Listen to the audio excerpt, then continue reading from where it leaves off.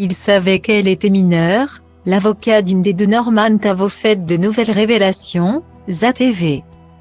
C'est une affaire qui fait forcément grand bruit depuis quelques jours. Le célèbre youtubeur Norman Tavo, connu pour ses vidéos à caractère humoristique depuis une dizaine d'années, a été placé en garde à vue le lundi 5 décembre 2022.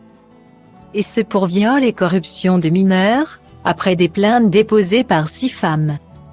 Le lendemain, le mardi 6 décembre 2022, le natif d'Arras a finalement été libéré par les autorités, sans poursuite à ce stade de l'enquête.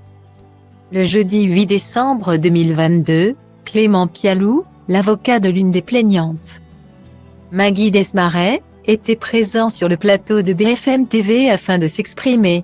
Maxime Brandstede, journaliste police-justice pour la chaîne, a remis les faits présumés dans leur contexte. Il y a 6 femmes dans ce dossier pour l'instant. Ce qui lui est reproché dans ce cas, c'est de la corruption de mineurs, a-t-il débuté. Avant de poursuivre, c'est-à-dire d'avoir demandé à une mineure des actes sexuels. En l'occurrence d'envoyer des photos dénudées.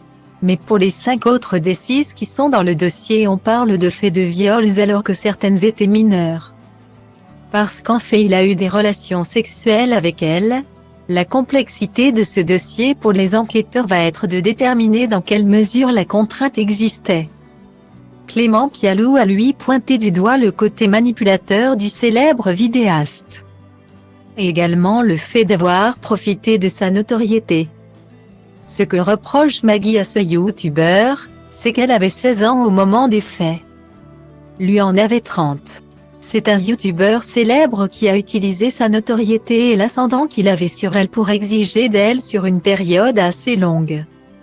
Des mois et des mois, qu'elle lui envoie des photos et vidéos nues, qui ont un caractère obscène. Alors qu'elle était mineure. Ce qu'il a pu obtenir d'elle, s'est-il d'abord confié. Insistant ensuite sur l'emprise du jeune homme âgé de 35 ans, il s'est installé une relation entre eux au cours de laquelle il a exercé sur elle une forme d'emprise morale.